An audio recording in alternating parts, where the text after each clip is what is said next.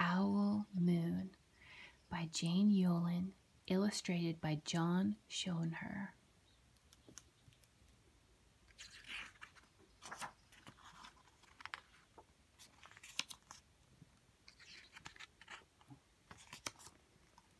It was late one winter night, long past my bedtime, when Pa and I went owling.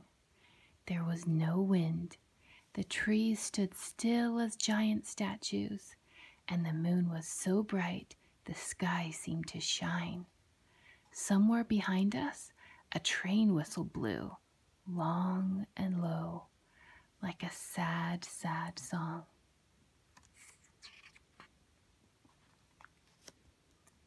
I could hear it through the woolen cap Pa had pulled down over my ears. A farm dog answered the train, and then a second dog joined in. They sang out, trains and dogs, for a real long time. And when their voices faded away, it was as quiet as a dream. We walked on toward the woods, Pa and I.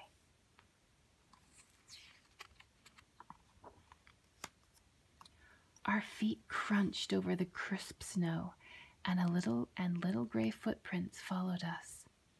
Pa made a long shadow, but mine was short and round. I had to run after him every now and then to keep up, and my short, round shadow bumped after me. But I never called out. If you go owling, you have to be quiet. That's what Pa always says. I had been waiting to go owling with Pa for a long, long time. We reached the line of pine trees, black and pointy against the sky, and Pa held up his hand. I stopped right where I was and waited. He looked up, as if searching the stars, and as if reading a map up there. The moon made his face into a silver mask. Then he called, "Hoo, hoo, hoo," the sound of a great horned owl. "Hoo, hoo, hoo."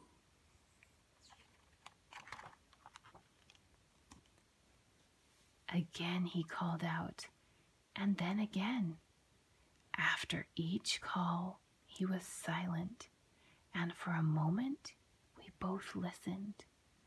But there was no answer. Pa shrugged, and I shrugged. I was not disappointed. My brothers all said, "Sometime there's an owl, and sometimes there isn't."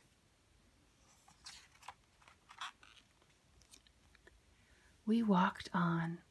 I could feel the cold as if someone's icy hand was palmed down on my back, and my nose and the tops of my cheeks felt cold and hot at the same time. But I never said a word. If you go owling, you have to be quiet and make your own heat.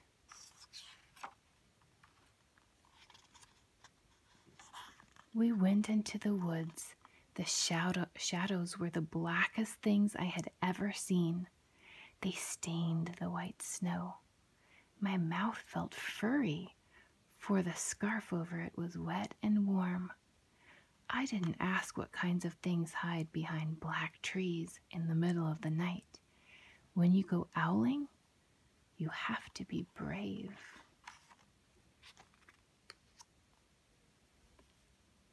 Then we came to a clearing in the dark woods. The moon was high above us. It seemed to fit exactly over the center of the clearing, and the snow below it was wider than the milk in a cereal bowl.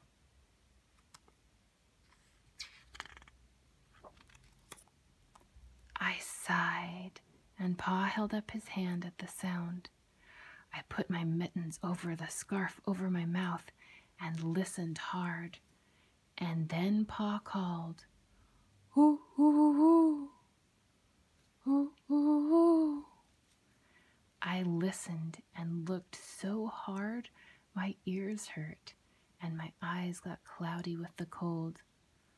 Pa raised his face to call out again, But before he could open his mouth, an echo came threading its way through the trees. Hoo, hoo, hoo, hoo.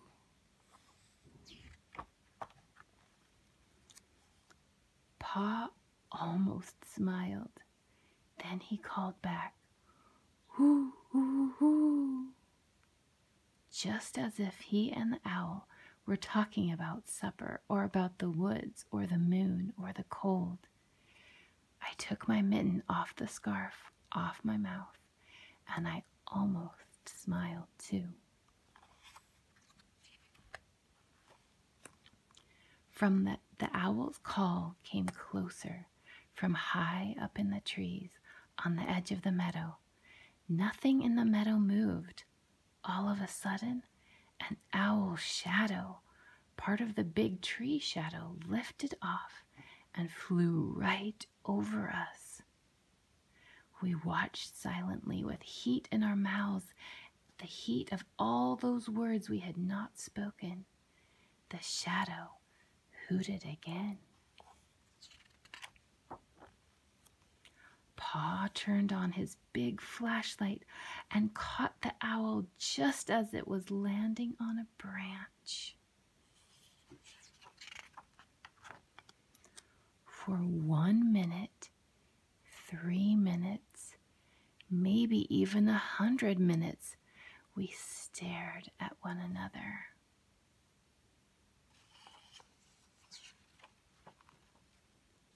Then the owl pumped its great wings and lifted off the branch like a shadow without sound. It flew back into the forest. Time to go home, Pa said to me. I knew then I could talk. I could even laugh out loud, but I was a shadow as we walked home.